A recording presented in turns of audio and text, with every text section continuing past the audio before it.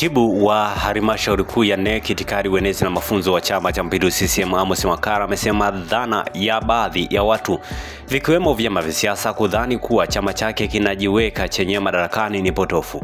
Amesisitiza kwamba ushindi wa CCM mara zote hutokana na kazi zinazofanywa na viongozi wake wa chama na serikali. Akizungumza Jumatano Aprili 16, 2025 mbele ya wananchi katika mkutano wa hadhara uliofanyika katika uwanja wa shule ya msingi Butiama wilayani Newala mkoani Mtwara, Makalla amesema CCM hailazimishi kukaa madarakani bali kutokana na sanduku la kula. Wapo wanaosema wamekichoka Chama cha Mapinduzi, wanasahau kuwa sisi hatujiweki kwenye madaraka wenyewe, hatujilazimishi, tunawekwa na Watanzania kupitia sanduku la kura kutokana na kazi tunayofanya na imani walionayo kwa viongozi wetu. Amesema CCM hakikumweka madarakani Rais Samia Suluhu Hassan na wengine waliotangulia kwa nguvu bali kwa ridhaa halali ya wananchi kupitia kula zao. Chama hakijamweka Samia kwa mabavu, wananchi wamempa ridhaa kutokana na uchaguzi uliofanyika huko nyuma na kazi anayoifanya. Ameonyesha kuwa na dhamira ya kweli ya kuleta maendeleo.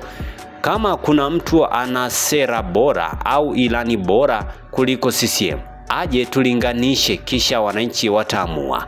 Akijibu hoja za baadhi ya watu wanaodai kuwa uchaguzi hautakuwa huru, Makalla amesema demokrasia haiwezi kusimama kwa sababu ya uchaguzi ama uamuzi wa mtu binafsi au kikundi fulani.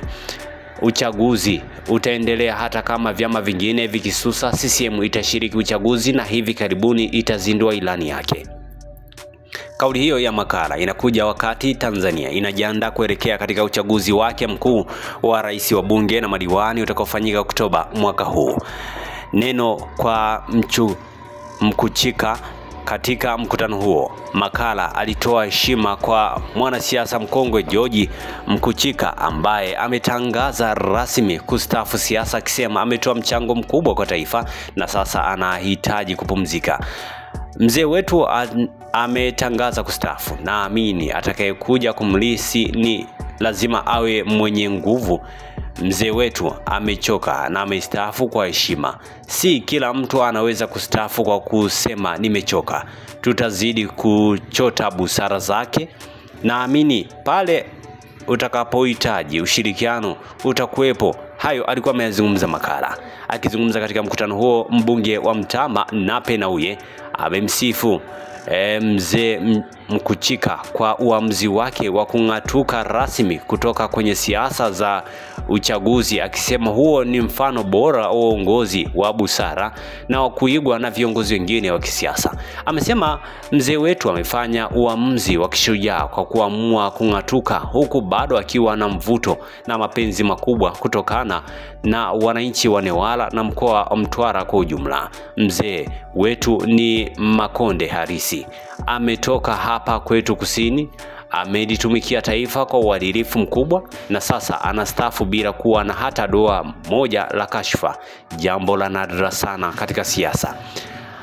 Akiweka wazi uhusiano wake wa karibu na mzee Nape, amesema hata baada ya kifo cha baba yake mzazi, mzee ndiye alikuwa mlezi wake katika siasa na maisha yake kwa ujumla. Mimi ni mtoto wa Kimakonde. Marehemu baba yangu alipofariki dunia aliniacha mikononi mwa mzee wetu. Hivyo kwa kweli amekuwa mlezi na mwalimu kwangu. Sasa amestaafu, tuache apumzike. Tujifunze kusema mazuri mtu akiwa hai, si kungojea afe ndivyo tuweze kumsifia. Asante kwa kuifuatilia Baharia TV.